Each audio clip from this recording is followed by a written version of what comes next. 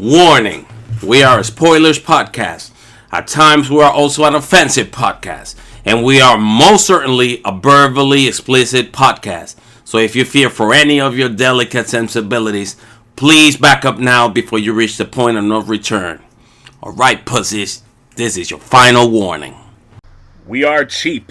We are gritty. We are making all sorts of excuses for sounding like a rusty gas dryer full of feral cats. Welcome to Cinematic Anarchy, and we have back with us today, it's been a little while, sir, we have Thomas. Hi, everyone. Or, my apologies, let me go. I said Thomas, but I refer to you as Thomas. We have been referring to you as Viking. Yep. Oh, it has been a while.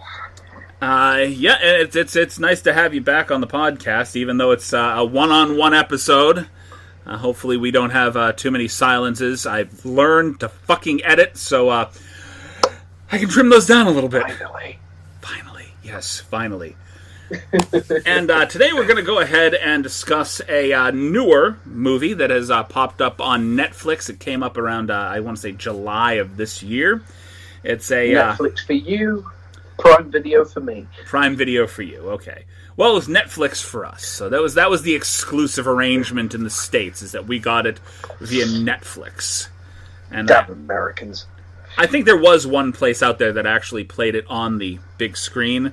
Like, people actually got to... this. I think this would have been a wonderful movie to watch on the fucking big screen, not on my 55-inch at home. You know, as any porn star will tell you, 55 inches is nothing to spit at.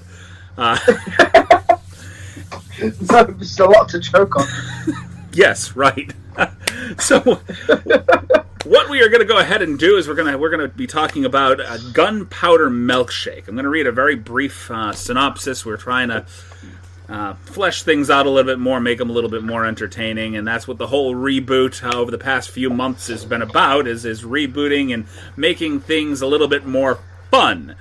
And I disappointed Thomas when I told him we would not be doing games today, and he almost quit right on the spot. Oh yeah, I joined back on the podcast after being so busy for so long, under the pretenses that we was going to be doing games, and Chris decided to shoot that dream down almost immediately. So we are going to be working on Patreon. That's where all of our gaming stuff is going to be, our little fun, I don't even know what to say. I don't want to call it bits and baubles, because that sounds kind of fucking weird, but... it was bits and bobbles. Bits and bubbles. Don't ever do that accent ever again. That wasn't really an accent. Don't ever say it like that ever again. Ever again. I'll try. I can't guarantee it, sir. I do apologize. So... Here's the quick storyline synopsis. In her turbulent life as a professional assassin, Scarlett was cruelly forced to abandon her daughter Sam and go on the run. Years later, despite the estrangement, Sam has also grown up into a cold-blooded assassin. After a high-stakes mission spins out of control, putting an innocent 8-year-old in the middle of a gang war she herself has unleashed, Sam has no choice but to go rogue. This ultimately leads back to her mother and her former hitwoman sidekicks as they all join forces in an avenging war against those who took everything from them, a.k.a. the Firm. So that's the quick breakdown. And just to start with, the cast for this fucking movie is just amazing. Period. Like, it is, but at the same time, the bit that annoyed me was the fact that they got Karen Gillan to do an American accent when her mother is an English actress who did an English accent. Why couldn't they have got Karen to do an English accent as well? She's Scottish, so an English accent isn't too far off for her to do. That's the bit that annoyed me. You know, you actually touched on a point that I was going to bring that up. That's like one of the first things that I wanted to bring up. Her American accent is kind of bad. Let's be honest. It had undertones of her actual Scottish accent. Like, it kind of bled through a little bit in certain areas. Like, very much so. Now, the big point I want to make about this film is it, as bad as this is going to sound, it gave me hella John Wick vibes. Like, The cafe, the old school cafe, was basically the Continental. Okay? Right. It was the no gun zone, it was the safe haven place, basically. You know what I mean? And then it's all about assassins, and then the fucking people in charge want the fucking main people dead. It gave me hella John Wick vibes. Okay? So, it's like a knockoff female version of John Wick. Just saying. Here's where you get to spit at me for just a minute. I know I'm saying spit a lot lately, so maybe I'll swallow for a minute. I have not seen John Wick. What? Yes. Well, you know me as a person that watches a lot of trashy fucking movies. Go straight to jail. Go straight to jail. Go straight to jail. You pass go. You don't collect your 200. You're going straight to fucking jail. I can okay. I can accept that. I've been watching a lot of older, like early 2000s, 90s, 80s, 70s, like really, really bad movies. You know me as the guy that loves to torture you guys with bad movies. Very, very true, but I'm going to say this now. I know you're the boss, but right now, for the fact that what you just said, you're fired. You are fired. So, why don't we do this? Why don't we just do an episode where we sit down and discuss all 3 of the John Wick films, like all in one felt swoop? I'm okay with that, as long as it lands on a day where I'm not busy. On a day. Well, see there. You know what the good thing about that is that we can always move off of here after we're done. I can text you, and you can figure out a day when you're not busy, and we can talk about the movies. And then all I have to do is actually fucking watch them. Yeah, you fucking need to. Which is Jesus, man. Is very, very important from what I'm hearing. If you don't watch John Wick. And this is for everyone listening to the podcast who enjoys my voice. I will never appear in another episode ever again until you watch them. Even if we do not talk about them, you have to watch them. All right. I mean, that's fair. I actually own the first 2. I don't own the third one, so I'd have to actually rent it. But realistically, you don't even need to watch you just need to watch the first one. After the first one, I could give 2 shits less. But the first is mandatory. Somebody purchased the first 2 movies for me like a year ago, just before Christmas, as a gift. You've had them for a year and you haven't watched them? I have had them for a year. That's how, and they had been free to access in different areas for me. So, in all likelihood, I should have watched this. You're just digging yourself a deeper grave right now, Chris. Well, that's what I do. I dig a hole, and then once I'm done digging the hole, I look up and say, nah, not deep enough, and I keep digging. But, yeah, long story short, this gives...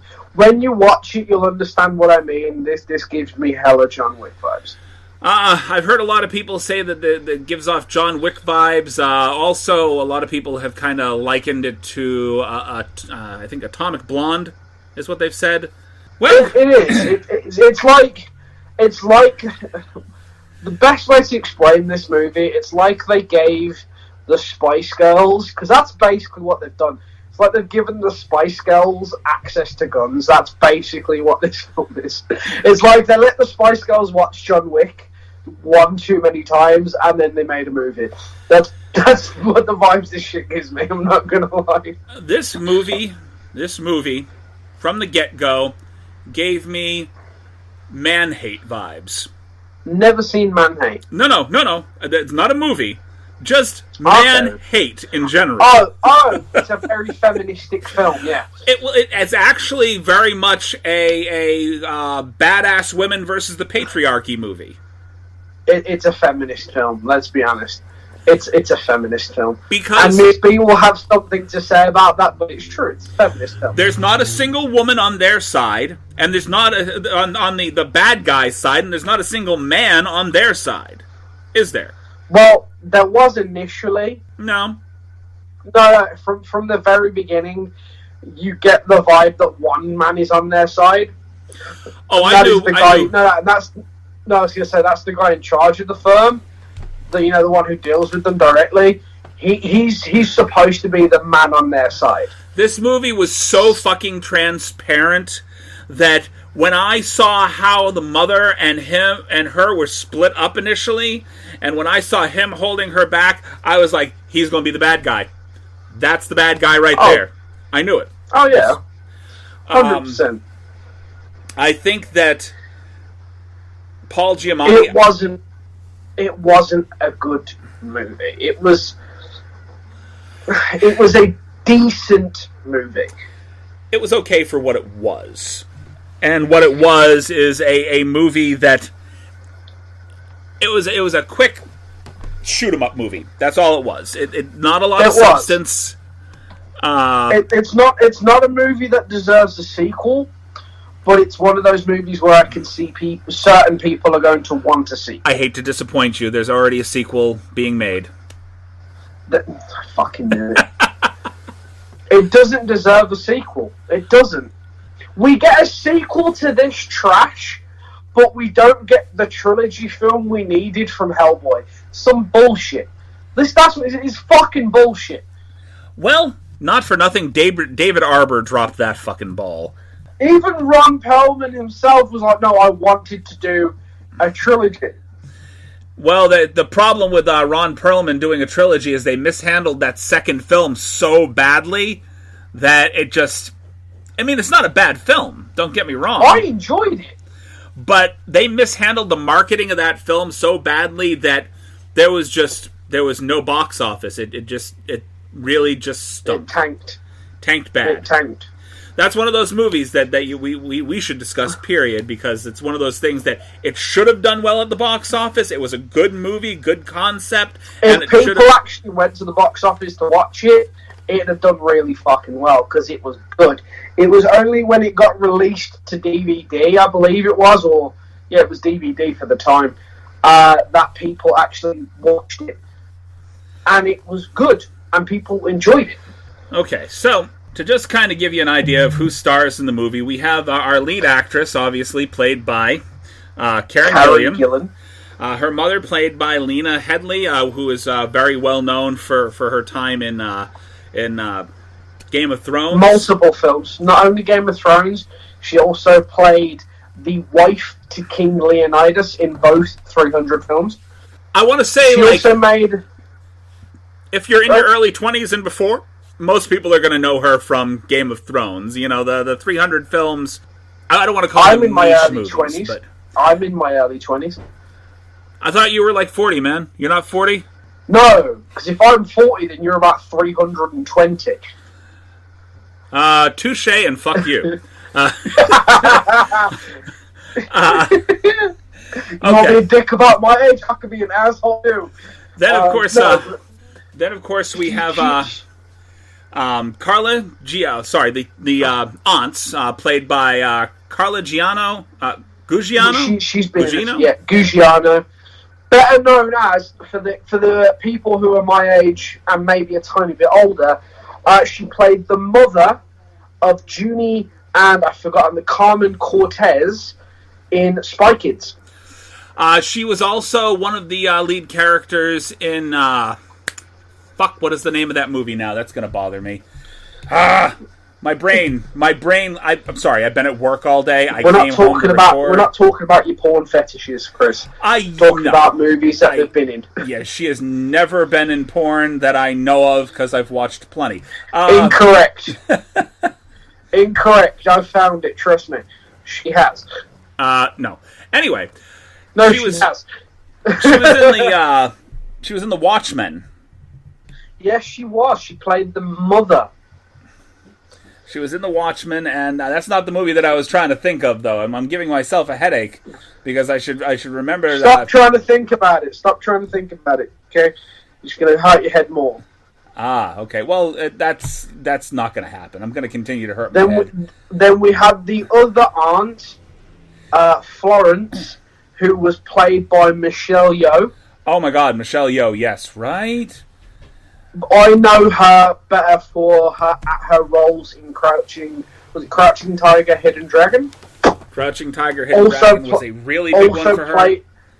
Also played the mother in a movie called Crazy Rich Asians, which was a phenomenal film because of the opening scene where she appears in a hotel with her kids out in the pouring rain, and they try and send her away because she's Asian, so her husband buys the hotel. My first Michelle Yeoh film was actually 007 Tomorrow Never Dies. She starred as one of the Bond girls alongside of Pierce Brosnan. Wei Lin. Yeah, that might be a little bit before my time, Grandad. Well, Pierce Brosnan's version of 007 was like right along the lines of the campy shitty movies that I like, because there was so much comedic value to his time as 007. It was like right up there with that really bad Roger Moore 007 flick Moonraker. Like really bad. Off topic quickly about 007, who do you think would play a better James Bond? Okay? Idris Elba or Jason Statham?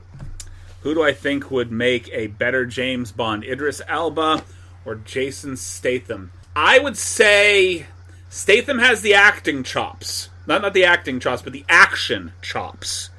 However, I think Idris Elba is much more stoic, and I think that he would probably get into it a little more.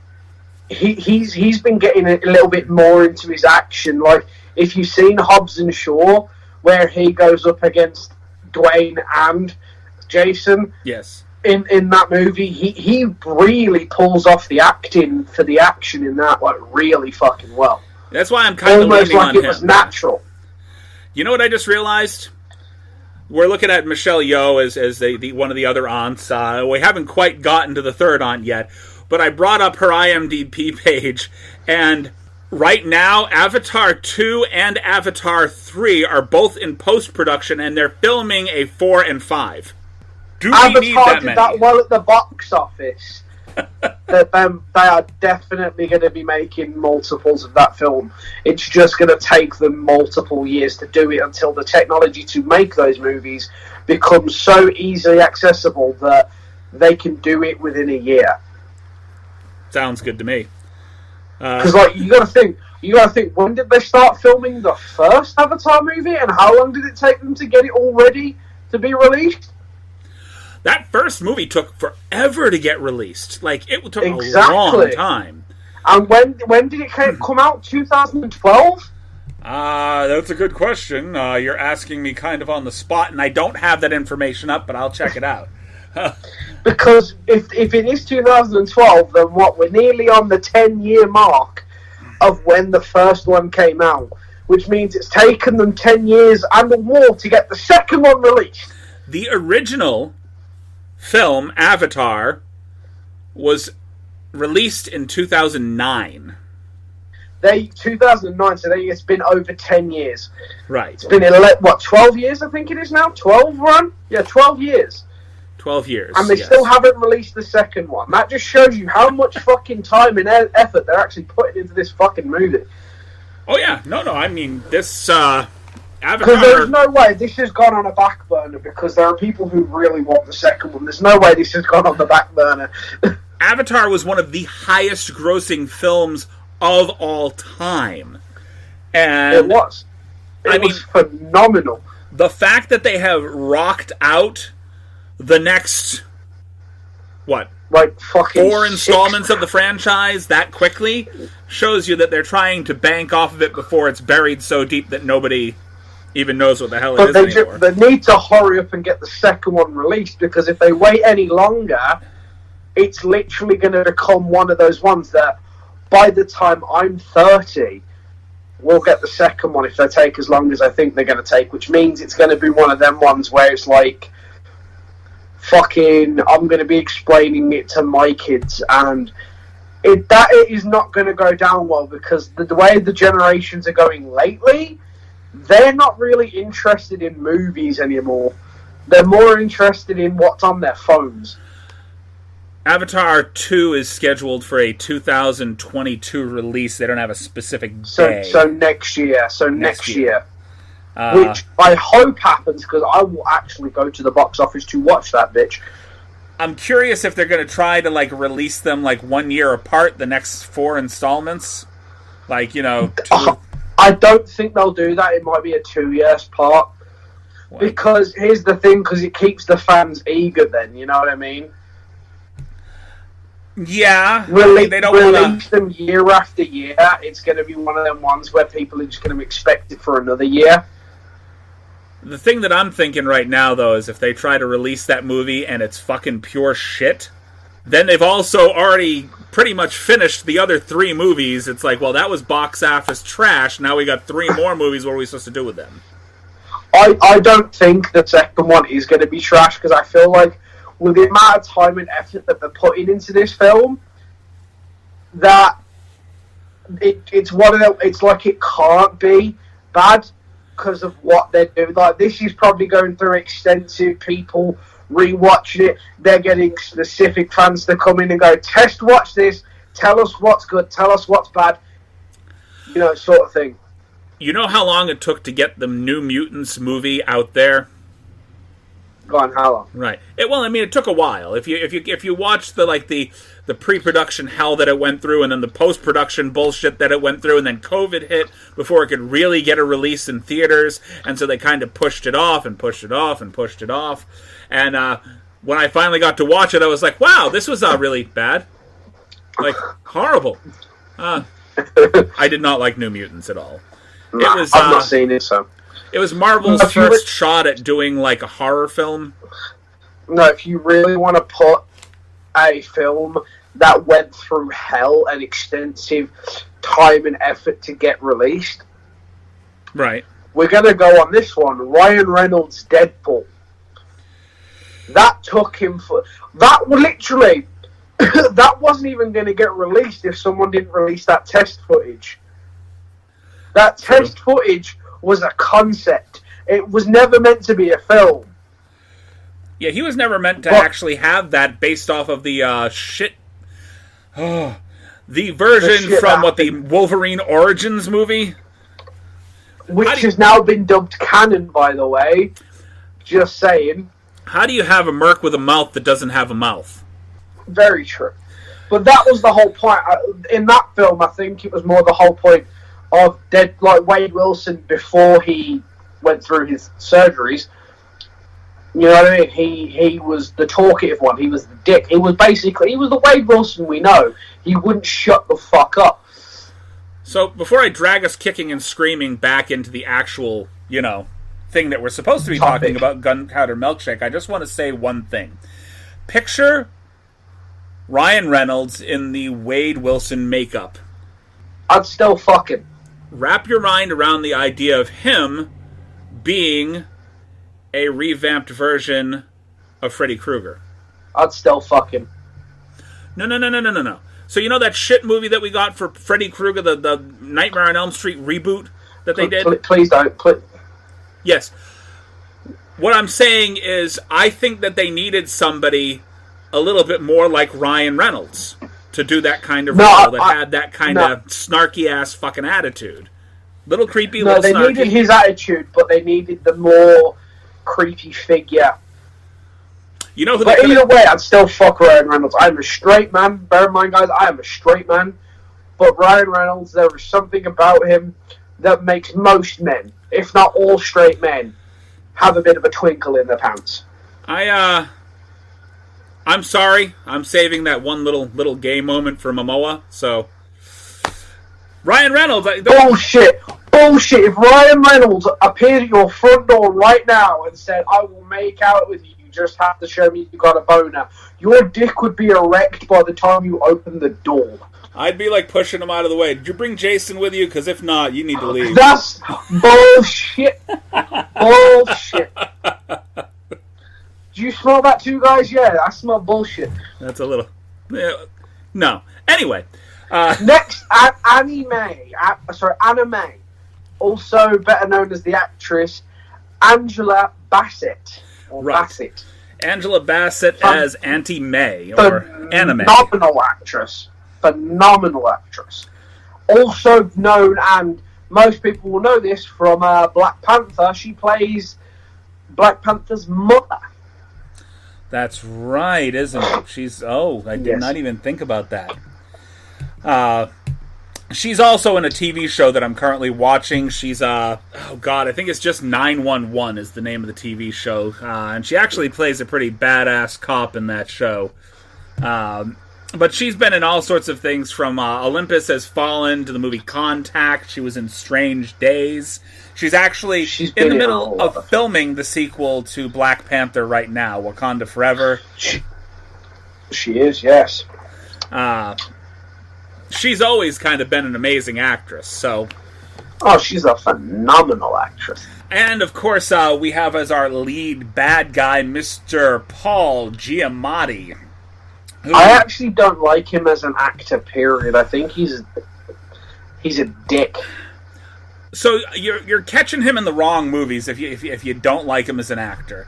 There's a lot of movies that he's done that I just don't like him in. He kind of has that weaselly quality. I think he was very good in Cinderella Man. If you like action kind of shoot 'em up films, he was also the bad guy in Rock and Rolla. He's got a lot of movies that he's done really well in. There's some movies that I just look at him and go, oh. He's the sort of actor that if I met in real life, I would throat punch him. He actually did a really good job in Straight Outta Compton as well. Have you seen that movie yet? You have not seen that. No? Yes, I have seen that. See? And still would throat punch him. But he plays an asshole so well. And that's why I'd throat punch him. He might be reprising his role in Spider-Man. What was he in Spider-Man? In the Amazing Spider-Man 2, he was Rhino. Oh, yeah, that's another reason why I thought he was a dick, because he just... No. You thought he was a dick because of that? It was fucking... Rhino, yes. Rhino does not wear a metal fucking suit like that. No, Rhino is a big, strong. Pardon me for just a minute. My speaker just died. Did you hear that? Yes. That come over everything? Yeah, it actually. So we use a bit of a speaker to try to enhance the system here and make sure that everything is copacetic. And it just warned me that the battery is low. You must please charge now.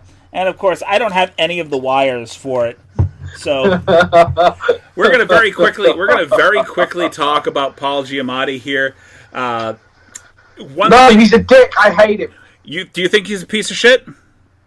I would, if I met him in real life, I would punch him without hesitation. In the movie Big Mouth, or another movie, the TV show, the animated show Big Mouth on Netflix, he actually plays Andrew's shit. He literally... That's about the most accurate role for him. Quite literally plays a piece of shit. I'm not going to agree with you. Honestly, I liked Paul Giamatti and a lot of stuff. Other things I didn't really enjoy. He's a crapshoot as an actor for me. There's things where I think he does a really fucking good job, and there's things where it's like, you know. As I stated, if I met him in real life, he would be getting throat punched.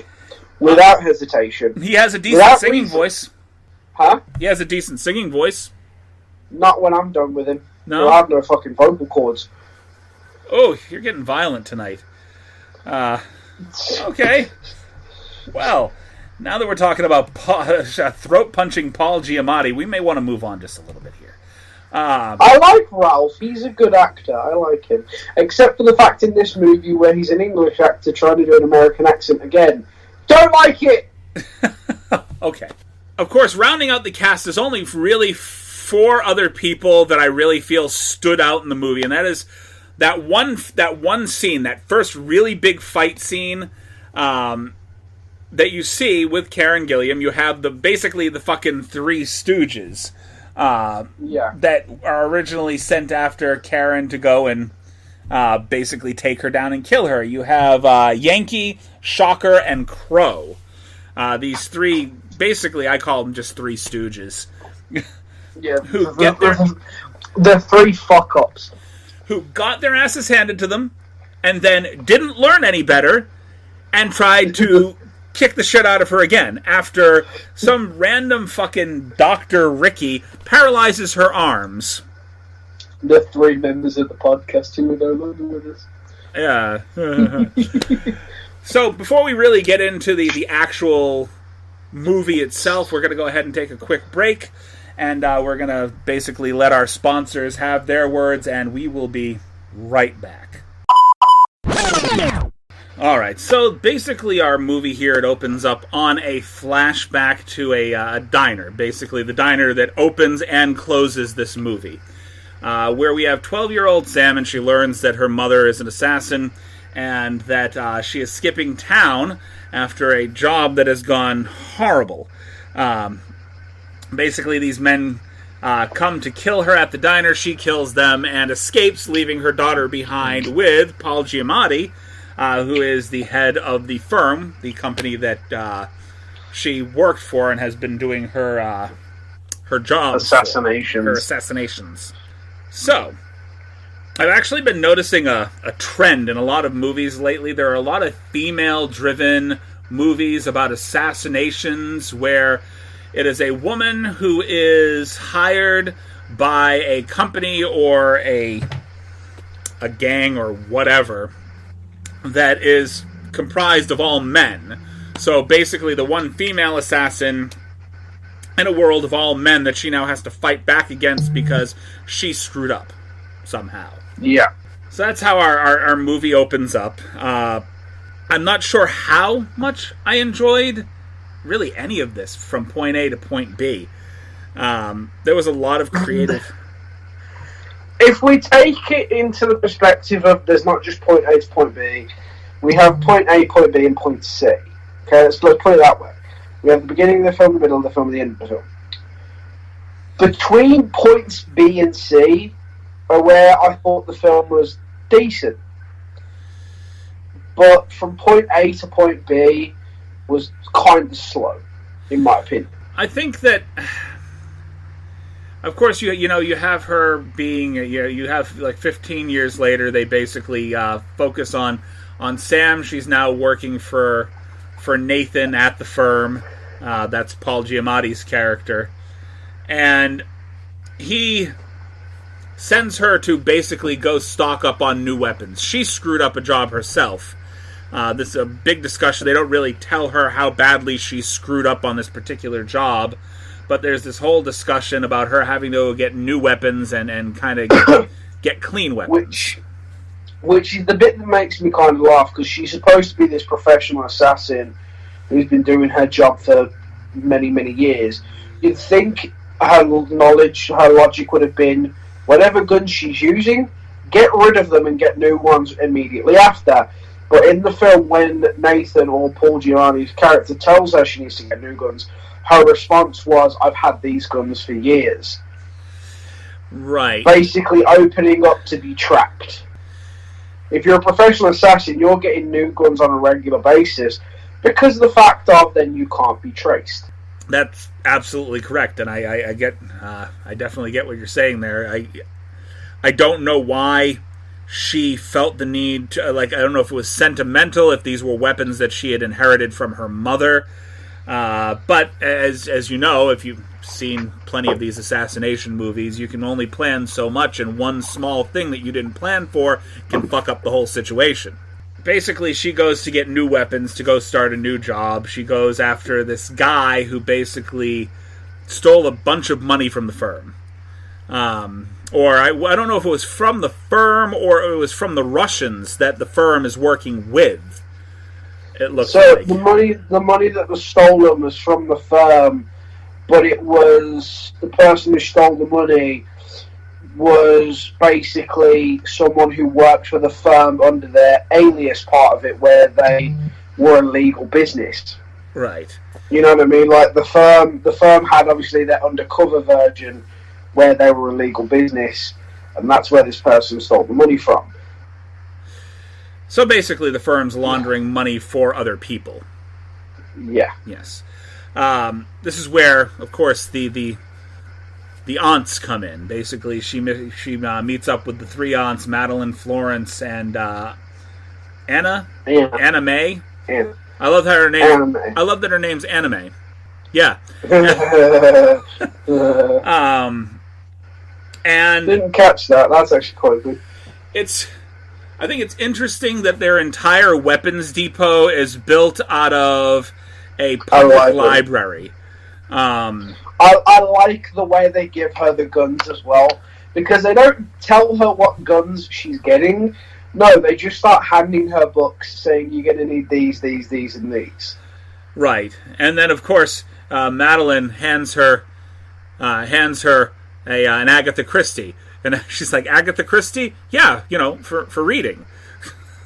Like the one book. Like an actual book. Not the one that's actually a book. We do have actual books here. Not random books. Like, there's so much random shit just kind of laying around all over the place. Like, all sorts of books that are like every other book is hollowed out and has something in it associated with the title on the spine. Everything from passports to cash to a gold bar, which you get to see her brain a guy with. All sorts of things. That comes much later on. So, with new weapons in hand, she goes off to basically retrieve the money from this guy. And she ends up shooting him in the stomach, which is beautiful. I think there's a whole thing before that, though, isn't there? Like, she's supposed to... Does she actually kill the guy first? So, what happened is in the original bit, before, obviously, the guy gives her the job, right, she had already killed some guy, and it turns out that this guy was the son of a big gangster. Right. Yes, I remember that part. And the big gangster basically wants... And he doesn't realise it's a woman who's killed his son, so he's there like, I want the head of the man who did this. So then she's obviously on the run from this, and she has to deal with this as well.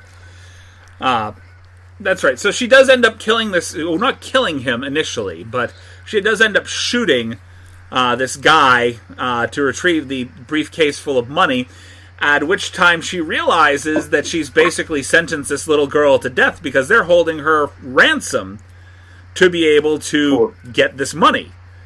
So this guy basically stole from the firm because, of course, as most of these lovely movies go, there's some child involved that now needs to be rescued, and now the assassin has a moral dilemma and has to go and try to be the replacement daddy for the kid. Replacement mommy. Mommy daddy. Because daddy dies. Yes, daddy dies messily. Like, and really bad. He says to Karen's character to basically look after his little girl. Because it's always the case. It's always that sentimental, look after my daughter. So here's the thing that I have the problem with. The biggest problem that I have with this movie is that the men in this movie are oafish and stupid. Yeah, they've made out men like we're fucking absolute buffoons. Now, here's my logic that I find a bit fucked up. Okay. So, if I'm an assassin, I don't have a moral compass. If I'm an assassin, I won't have a moral compass. My job is to kill people and not feel remorse. So, if you're asking me to protect your daughter and you're dead, I'm sorry, no, there's one or two things happening. I'm leaving her on somebody's fucking doorstep, or I'm putting her out of her fucking misery. That sounds very heartless, and people are going to look at me and go, what? No, I'm sorry. If you're in the mindset of an assassin, you are not going to drag along something that's going to slow you down and make your job 10 times more difficult. Well, she also had that little bit in her past, which is probably the only thing, that thing with her mother, is probably the only thing that even remotely gave her that little twinge of guilt for having killed this girl's father. And she was told blatantly, don't go save this girl, bring the money to us, the girl is collateral damage. But, even they knew. The problem that I'm having is, you got to assume these thugs that are supposed to go after her to retrieve the money from her because she's gone rogue are working for the same company. They're working for the firm. So they have to have been training these people approximately the same as they train their assassins. So they shouldn't be quite as easily killed. Mm-hmm. And tell me, first of all, the lead thug from the beginning of the movie doesn't look just a little bit like a young Ron Jeremy. Yeah. So, you get these three buffoons that basically get the shit kicked out of them by Karen Gillan wielding a metal panda backpack. How good do you feel about yourself if somebody just beat the shit out of you with luggage? Not only somebody, as bad as this is going to sound so sexist, not only somebody, a woman beat the shit out of you with luggage. That is the most emasculating thing to ever happen. To put this on a Star Trek, or Star Wars level, I should say, this is like the three lead stormtroopers getting the shit kicked out of them by Leia. Pretty much. No. This is like Anakin Skywalker at his prime, like peak. I am the best of the best, getting the shit kicked out of him by someone like fucking C-3PO. Like C-3PO pimp slapping his ass and knocking him the fuck out. That's basically what this film represented of men. Yeah, well, because they thought they were good. They obviously thought they were good, but, that's like Anakin Skywalker did at the time. He thought he was the best of the best. And then what happened? Obi-Wan got the high ground. Sorry, I had to say it. So she kicks the shit out of these three guys, and then we move on to the next scene where she goes to save the girl with the money. So you push the girl, you push the money to us, we push the girl to you. Basically, she's handing over money to four nondescript criminals, all dressed like the Universal monsters. You had your Wolfman, you had your Dracula, you had your Frankenstein, and you had your creature from the Black Lagoon. Like, Mom? Mom? Sorry. No, I have no... You said creature from the Black Lagoon, and that's my mother? Sorry. I have no response for that at all. Like, none. Anyway. That's the point. So they basically go through this whole thing where she gives over the money to them, and she's like, okay, now you stay here, I've got to go get the money. And, so now that you're safe, little one, Mommy, go kill some motherfuckers. Right, exactly. And so she goes off and she goes and takes out all four of these guys in brilliant fashion, and realizes a little bit too late that she had... Basically, she was dealing with a bunch of idiots, one of which decided, hey, here, eat a grenade. Throws a grenade at the guy holding the fucking money. How brilliant was that? Yep. Usually happens that way. She was dealing with the ultimate in badass stupidity throughout the entire movie. Like, the women in this movie, I'm all for female empowerment films. But when you have female empowerment films, the guys that they're fighting against should seem as intimidating, or if not as cunning, as the women in the films. Otherwise, all you're doing is having a bunch of women beat up idiots. Accurate. Sorry. So I don't think that this movie came off as a female empowerment film. It felt like it was a handful of highly trained women beating the shit out of just a bunch of inept, sleazy guys. See, this is why I say it was more of a feminist film instead of a women empowerment film, because a women empowerment film, it would be fairly equal, and it would have been more good. For a feminist movie, it basically made women seem like they were the best things in sliced bread. Feminist film written by two guys, by the way. Right, so This film was written by two guys and directed by a man. So, I don't know where the feminist part came in or who they consulted to get their feminist ideals from, but kudos, bad job. Anyway. Basically, yeah. Basically, it is just a shit show after that. She is on the run, the money is gone. She has to go and fend people off left and right, which comes up to part 2, my favorite part of the movie. And this is the second fight scene with the Three Stooges, where she basically slaughters all three of them. Slaughters all three of them minus the actual use for hands. Just a gun and a fucking scalpel taped to each of her hands.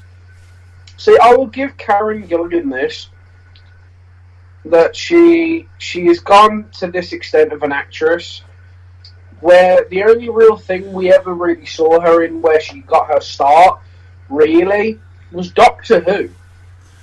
Well, Doctor Who. She also was in both of the Jumanji remakes. Yes, but she started in Doctor Who. Right. Then she went on to the Avengers. Right. And then she went on... Well, she started off on the Guardians of the Galaxy. She basically got into the Marvel Universe. And the second she set foot in that Marvel Universe, the doors opened up for her. Well, she's meant to be an action star. She's got that physique. She's got an action star's, a female action star's persona. I mean, I think that getting pigeonholed into a movie like this, as much as... I mean, I didn't hate Gunpowder Milkshake. I didn't hate the movie. But I didn't like it either. I didn't think it was a good showing of her acting abilities at all. I think that they watered down her character way too much. It could have been a much more fun film than it was. The dialogue just wasn't there. In terms of rating this film, where would you give it? And a rating this film? One being god-awful, never again. 10 being, this shit was fire. I'm going to have to give it a solid 6.5. It's not something I will... You give it a better rating than I do. It's not something I would never watch again, but it definitely is... Considering the star power that they had behind this movie, it is definitely something that they could have done better with. So, I'd give it a 5 out of 10. Because it was good enough to watch the first time. Not something I would watch again of my own choice. If it was on, like somebody else had put it on, okay, I'll sit and watch it. I'm not going to make them turn it off. Sir, I have watched it. I'm not going to go out of my way to watch it again. I have watched it once through of my own accord. I will not be watching it again. Exactly, that's why I said it's a 5. Now, the problem I have with it is the fact that with the star power it had behind it, it should have done significantly better. I would say that the entire movie for me was summed up in just the 2 fight scenes. The main fight scene that takes place with all the thugs in the actual library itself, and the fight scene between her and the 3 stooges in the middle of the doctor's office. Those were probably the best parts of the entire movie. Like, everything else for me felt like it needed to be fleshed out a little bit more, felt a little dry. The conversations between her and her mother, like you were saying, I know what the accents of these 2 women are. That is not their native tone, and there is no reason why at all they needed to make them American in this movie. None. The thing is, as well, is it's one of these films where I feel like when they started production, things were on the right track, and then somewhere, whether it was near the beginning, or they rushed it. They just rushed it. Well, let's be honest, though. It's a Netflix movie. There are a lot of movies for Netflix that... Netflix has been good with some of their original movies, though. You can't blame it on the Netflix. Go through the entire catalog. Can you not at least admit that it is a solid 50-50? You got 50% decent shit and 50% stuff that just felt like it was thrown out there because of an algorithm. I'd say 60-40. Are we leaning towards good or bad? Bad. Bad?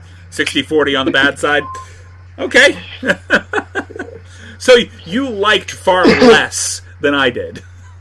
So. Yeah, but I still think they would... I'll give Netflix their dues. Having a solid 40% of their movies that they make themselves be decent is more than most movie companies can say themselves. There's only one movie company that can literally say they're about 90-10 in favour of the good, and that's probably Warner Brothers. Oh God, I would have said Disney's right up there. Well, Disney's more 80-20. I want to say... Okay, I can't say... I can't even say that. Before Marvel was involved... Oh God, yeah, they were struggling. Anything live action, they were struggling with. That's what I mean. Before Marvel was involved, Marvel's what shot them up. Well, their acquisition of Marvel is what shot them up. Because Marvel was not initially part of Disney. No, before Marvel was even involved with Disney, Disney was like a solid 30-70 in terms of 70 being the bad films. Right, yeah, it was... The second they got Marvel involved, and they started making Marvel production films, they shot up. And we're still only halfway through the phases that they fucking have planned. And I am going to say, this is a very unpopular opinion, especially with a lot of people that I talk to about Disney movies, but I am going to say this, and this is just from my own perspective, that I think that a good 90% of the live-action Disney movies that they have done based off of their former animated movies have been absolute shit. I will agree with you, Part 1. I liked the Lion King movie. I liked the Beauty and the Beast movie. Okay. So you liked Beauty and the Beast, I liked Lion King. Everything else, though, that they've done live action was trash. Like, the biggest one I think we can both agree on, Mulan. Yeah, that wasn't Do you know why that annoyed me the most? Why? Because Mushu wasn't in it. Mushu was the main part of Mulan. I really did not like Aladdin at all. Minus one person, it was a solid movie.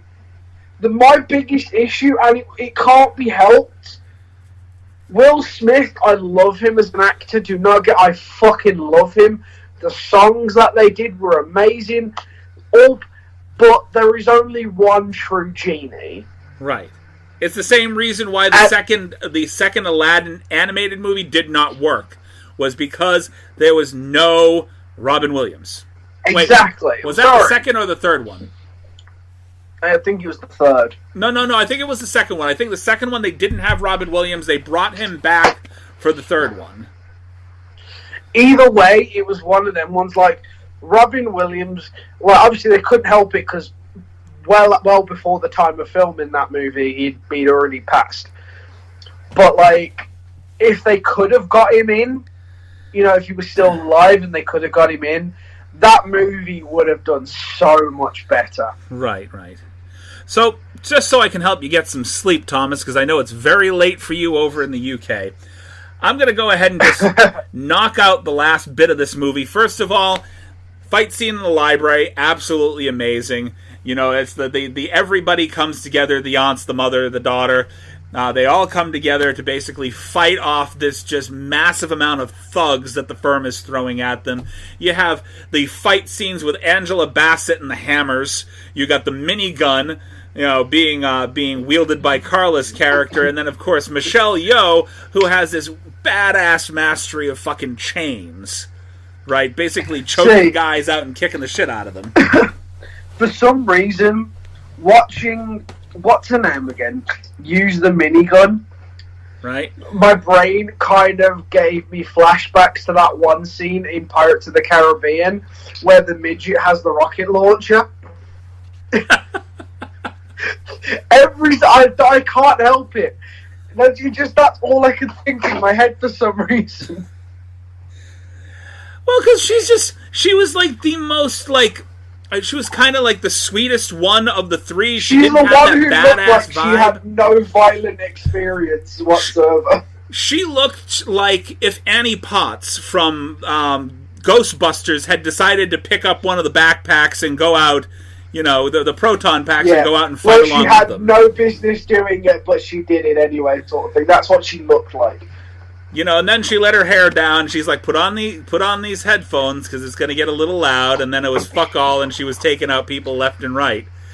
It's like she had split personality disorder. Like before she picked up the gun, she's sweet and innocent. The second she picks up the gun, fucking psycho murderer. I'm a little sad that she is the only one that got killed. Of the group... It happens. Of the group... Well, to make it even, somebody had to die. Otherwise, it would have seemed a little bit too perfect. Of the group, if I had to pick somebody... If you had to pick somebody other than her to die, who would you have picked? The mom. The mom. The Okay. mom. Lena Do Headey. you know why? Yep. Do you know why? Why? Because it would have made more of an emotional impact because of the whole she's just been reunited with her mother. They've just had this big battle together and then boom, the mother's dead. It would have made more of an impact. I know that they wouldn't have picked her because she's the only one that has any real, like, true-to-life fighting skills in this movie. But I would have picked Michelle Yeoh. Because her character had, like, no personality at all. Like, there was barely any personality there. I'll give you that. Everybody else, they had sort of a fleshed out character. They felt real. You know, Angela Bassett was kind of a badass, and you had Carla's character who was kind of coy, really unsuspecting. You didn't think she's going to be the one that's going to wield the minigun out of the top of the minivan. I'll give you that. Outside of her fighting skills, which honestly, she was the only one that really had believable fighting skills the entire time. You do realize Michelle Yeoh does have actual fighting skills though as well. I'm aware of that. I've seen Crouching Tiger, Hidden Dragon, and I know she's been trained in martial arts as well. She's not just a stage fighter. So no, she can kick some ass. But did you know that Jet Li and Jackie Chan, both their fighting styles are based off the fact that they're circus performers? Exactly. It's all stage performance. They know It's all dancing for them. It's all dancing for them, really. But they are masters of the dance of stage fighting. And they're not martial artists. So, I mean, technically, Jackie Chan, he could open up his own martial arts dance academy. Basically. No, to be fair, Jackie Chan and Jet Li, though, all these stage fightings that they can do, if they were to put it in actual practice and actually make physical contact with somebody, like, properly, they will actually do some damage. Like, it's not one of them things where it ain't gonna hurt. They can kick your ass and make it look good while they do it. You know that 90% of his fighting, like, Jackie Chan does, like, all of his own stunts. Jet Li, not so much. Oh, yeah, Jet Li used to when he was younger, but as he got older, he stopped doing his Jackie stunts. Chan to this day won't get involved in anything where he doesn't do most of his own stunts, like a good 90% of them. Jackie Chan's the only one who he refuses to let anybody else do his stunts. Like Tom Cruise. Tom Cruise makes... He tried doing the whole I'm going to do my own stunts thing in one of his movies, and he ended up breaking his ankle trying to leap a building. Right. Oh, God, which movie was that, too? I remember... It was a Mission Impossible, I think. Wait, what? It was either a Mission Impossible or Jack Reacher. I think it might have been Mission Impossible. There's actually a lot of Jackie Chan's films, if you actually pick up the old DVDs that have all the special features, Jackie Chan used to put out a special feature on the disc that showed the exact point where he broke bones throughout the entire movie. Like, every major injury that he had in each movie was highlighted in his outtake reels. So he'd, like, point out fractured skull, broken rib, this, that, and the other thing, everywhere where he broke things. Have you ever seen the compilations of him in his movies where he tries to eat gum? No. He doesn't eat gum like a normal person where he picks it up and puts it in his mouth. Every movie where he has gum, he'll have it in the palm of his hand and he'll slap his wrist and launch it up into his mouth. Every time. If you watch a film where he has gum, he never does this and just puts it in his mouth. He'll literally have it in the palm of his hand, slaps his arm, and launches it into his mouth. I did not know that. Nope. Same with his hats. He fucking puts them on, always like, you know, the whole, like, grabs it one end and then flips it around his arm and then puts it on. He doesn't just put it on normally. Well, he seems like a guy that likes to do things with a flourish anyway. Like anything, really. So to just kind of tie up the movie, after the fight's over and you know, Carla's character dies, they basically... the movie becomes trash. Sam offers to turn herself in to save Emily. Basically, turn herself into the firm and deal with the consequences of her actions. And in exchange, she's trying to barter for Emily's freedom. And, of course, you have the ending sequence of the movie where, you know, this place, which was actually the original separation of mother and daughter, is the final stand for mother and daughter against the patriarchy. And they take everybody the fuck out. So I like that even the main bad guy jumps out the window, only to be shot several times by Angela Bassett as he's going. The part of the movie I did not like was the ending. I did not like the driving off into the sunset happily ending to this movie. See, do you know what would have made that whole scene so much better? What? And would have set it up better for a sequel? Is that end bit as they're driving off, the van that they're in explodes. And then from the sequel, they carry on from the truck exploding, or the van exploding. And seeing who's still alive and who's died, sort of thing. That would have been good. Bear with me on this ending. I think what should have happened is I don't think there should have been even a driving off into the sunset scene. I think you can still have your sequel. I think the entire end credits should have been interspliced with the action from the fight in the diner. And you can have your driving off into the sunset thing, but have it post-credits. Instead of having it and then having the credits roll, which kind of felt anticlimactic. You know what I mean? Do you know what would have been a good one? The little girl that she's been trying to save the entire time, as they're driving off, it goes into the car and you just see the little girl put a gun to the back of Karen Gilligan's head. I don't forgive you. Yeah, that would have been good. That would have been perfect. Something to that nature.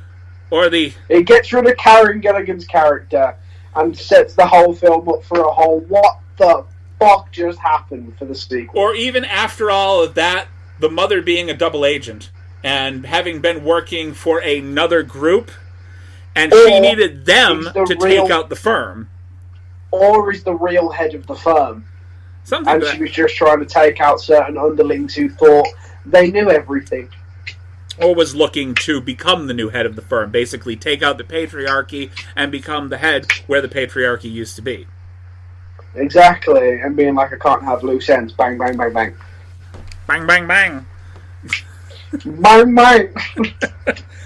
Alright, so that actually sums up the movie. I'm sticking with my 6.5. I didn't hate the movie, but honestly, I didn't love it. I've watched a lot of movies lately, and this is not up there in something that I will ever watch again. My closing question for you. Okay. I'm not going to answer this because I don't really know, but I want your opinion on it.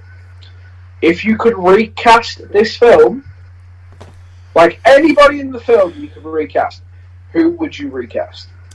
And why? I would recast a few of the thugs. Maybe bring in some people that might have been a little bit more... I don't like the oafish thug thing. Like, I would have brought, like, Ray Park in. Ray Park has some serious fighting skills. He would have been a formidable foe for any one of them to have to go up against. You know, bring in somebody that would make the fighting a little bit more believable. Not so much, you know, fucking stormtroopers against the Force. Stormtroopers are continually missing, and the Force is knocking them down fucking left and right, you know. Yeah. This is exactly what I felt about that. So I would definitely recast with a couple of more well-known stars that actually had fighting skills. Like, you could even bring in, you know, because, I mean, you're going for a Russian theme. You could have even brought in Dolph Lundgren. You know? You're going for something Russian, you know, the Russian thugs from the firm, you know. Yeah. I definitely... it's not that I don't like her. I wouldn't recast her, but I think that I would have fleshed out Michelle Yeoh's character a little better, given her a little bit more personality, so that I don't mind her sticking around at the end of the film. And I would have recast Paul Giamatti. Thank you. The problem that I had with it is that Paul Giamatti, when he plays fucking pissed off, he does a really good job. But he was so subdued in this movie that I don't mind recasting him at all. I would say I would have recast him with the likes of like Mel Gibson. Mel Gibson would have done a fantastic job. For a younger version, in terms of anger-wise, who I thought would have played a good role, would have been Charlie Hunnam, like a younger actor, though. Because he's got... Okay, from my experience of watching him in Sons of Anarchy, King Arthur, and another Prime exclusive film, actually, which I can't remember, his angriness, like his anger that he can portray as a character, he can go from angry to calm like that. You inadvertently helped me change my mind right now. Why? To hell with Mel Gibson. Ron Perlman. Yeah, I could see that too. Because what we're looking for, because I don't think Charlie Hunter would have done a good job, only because you're... No, not Charlie Hunter, Charlie Hunman. Hunman, oh, sorry. My apologies. Jax from Sons of Anarchy. I know who you're talking about, too. I just misspoke. I was going to say, he's British as well, so you calling him a hunter is offensive. You want to have a guy... We're replacing Paul Giamatti. You're looking for an older man that would be the head of the patriarchy, basically. This guy... But this is what I mean. You can make... Obviously, it's not like it's never been done before where they've made a young person look older. Right. And with his beard... With Charlie Hunnam's beard and his hair, all they would have to do is put a few, like... white patches in and make him look slightly older, maybe add in a little bit of prosthetics with wrinkles, and he could pull off slightly, because it's only 15 years. Now, 15, no, I know what you're about to say, 15 years, like, that's a long ass time. No, but if you get him as he was, like shave the beard, trim the hair back, make him look babyface, and then go 15 years from that, a little bit of grey in the beard, longer hair with a few little like white patches, he'd look the part of an older guy who's been around for 15 more years. Two other wild card guys I've got that we could try to put. Oh God, what is his name? The guy that plays Negan. Yes. Is it Harry Morgan or something like that? Something to that nature? I don't know his actual name, but I just know him as John Winchester. Yeah, that guy. That guy there. If you want to go for somebody that could do subdued but then rage really well, try him. Or he can go psychotic. He can do the laugh. Or somebody who hasn't had a lot of play lately, but I think would do a very good job, Russell Crowe.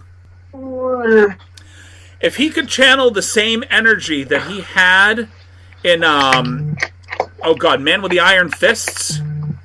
If you could channel that same energy... One I'd like to see, and this is more just for a piss take version, just because I think it would be funny to see them try and pull this off. Will Ferrell. Will Ferrell.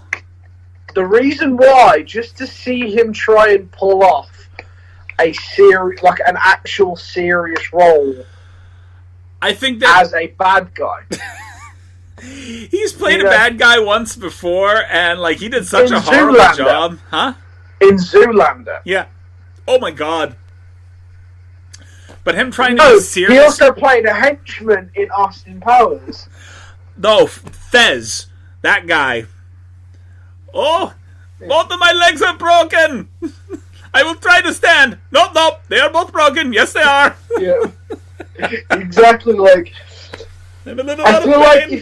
feel like if you gave him the chance, he could play a serious role if given the actual chance. He has played a couple of serious roles. The problem with him playing a serious role is each time that I've seen him do it, he's played some kind of depressed sad sack. He doesn't do angry serious very well. No, I know a perfect actor actually who could replace the current actor. You better know him from Dumb and Dumber, not Jim Carrey. Jeff Daniels, the other guy. Jeff Daniels might do a good job. Do you know why I'm getting this? Have you seen Divergence? Yes. Where he plays like the president of the people on the outside watching in on the city. From some aspects, he's like this, manipulative, I'm on your side sort of person. But the second you're out the way, fucking kill them all. Okay. He's very serious, stern. He can do that. before we tie this up, so I'm going to throw my last wild card at you. And you just got to picture this, because he's kind of a weird guy, kind of quirky, but he does angry and creepy really well. Steve Buscemi. Who's that? Steve Buscemi, he was a lead actor in Empire. He was in the movie Armageddon. He's done a lot of comedic performances. Look him up. You'll see what I mean. But he has done, like, stoic and creepy at the same time. He's got that face, for me, it wouldn't do well, because he looks more like the evil scientist or henchman, but he doesn't look like he'd be in charge. Have you seen Reservoir Dogs? No. Reservoir Dogs, he played a certifiable fucking badass. Paranoid, but we're talking about... Oh! Bruce Willis. We're talking about, remind yourself, we're talking about replacing him with Paul Giamatti's character. So we're looking for a guy that's sort of weaselly. He's willing to pull the strings, but he's not willing to be part of the fight. Yeah, but this is the thing. If we change the dynamic of it with some of these characters, all they really need is the manipulative side. They don't have to get their hands dirty. They just need to manipulate the situation enough to get other people to do their dirty work for them. What I mean? We want somebody. We want a certifiable badass. What about Ray Liotta? I mean, that guy right there. You got rage. He does very well. Creepy. He does fucking well, and he exudes power just by fucking looking at him. I'll give you that. Do you know who would have been a funny one to put on there? The guy who plays Ross in Friends. David Schwimmer? Just the shits and gigs. I don't think I've ever seen him play a bad guy in anything. Like, exactly. That's why I feel like it'd be good. I mean, unless you count Friends, because he was sort of a bad guy in that. Hey, they were on a break. Exactly. With that, I'm going to let you get some sleep, sir. Thank you for joining me for Gunpowder Milkshake today. And yes, we are going to go ahead and start a Patreon. We're going to have that up on our page on Facebook. We are pre-recording this, so it should be up by the time this comes out. And the question is, if you guys really want to keep hearing me on the podcasts, subscribe to the Patreon. Subscribe to the Patreon. Because you know what? I don't need it myself. But these lovely people that work with me, they need to get paid for this. They need to know that their time is... You guys are fucking money-grubbing hoes. What the hell's wrong with you? Hey! do you want to know why I'm losing weight so fast? You don't have enough to eat? Pretty much. So yeah, Daddy needs some money. Thank you for reminding me. Next time I have you on the podcast, I'm eating a cheeseburger in front of you. I will steal an airplane and throat punch you. Don't test me, Chris. Like with your hand or with the actual plane itself, because there's a border. There's a border between actual violence and terrorism. If you crash a plane into my house to throat punch me, that's kind of terrorism. I mean. Yeah, true, but at the same time, I'd be dead too. Whereas if I throat punch you with my fist, the likeliness of me dying in that situation is slim to none. You got to get me close first, so you got to be nice enough for me to get just close enough Chris, for you to... Yeah. Who's faster? You or me? Yeah, I think you underestimate my flight instincts. And how... Motherfucker, I play rugby. Okay, the equivalent of your American football, but a little bit more violent. Again, you underestimate my flight instinct. And you underestimate my strength. Trust me, before I appear at your house, your tires would have been slashed, so there is no getting away. Every other door except for your front door would have been locked, and I would have welded bars to your windows just to make sure that the only way you're getting out is through me. I'm going to leave you with this idea. Before I became the man that you see before me right now, I was a 155-pound weakling with a wise-ass mouth that got his ass handed to him on a continual basis. If there is one thing that I have learned throughout my entire life, it is to run fast, to escape, and know how to be away from the thing that's going to hit me. Here's the thing, like I said, I'm not going to let you know. I am confident in my ability to In recognize the threat as it comes at me. The thing is you won't know when I'm coming at you. I'm not going to let you know when I'm there. I could sneak into your house and wait for you to be asleep. Or I could sneak into your work and wait for you to get there. There are a multitude of things I can do where you are not going to see me coming until I'm face to face with you. If I go missing, you guys heard this. It's his confessional. Anyway. My name is Miss B. Miss B. Oh, you're going to blame her now. Oh, that's nice. Yeah. She's going to listen to this and text me like, you motherfucker. Thank you for listening to us. Catch us on Facebook, Twitter, Patreon. Please catch us on basically anywhere that podcasts are available. We are all over the fucking place. And, fucking stay hydrated. Yes! Stay hydrated. Yes, stay hydrated.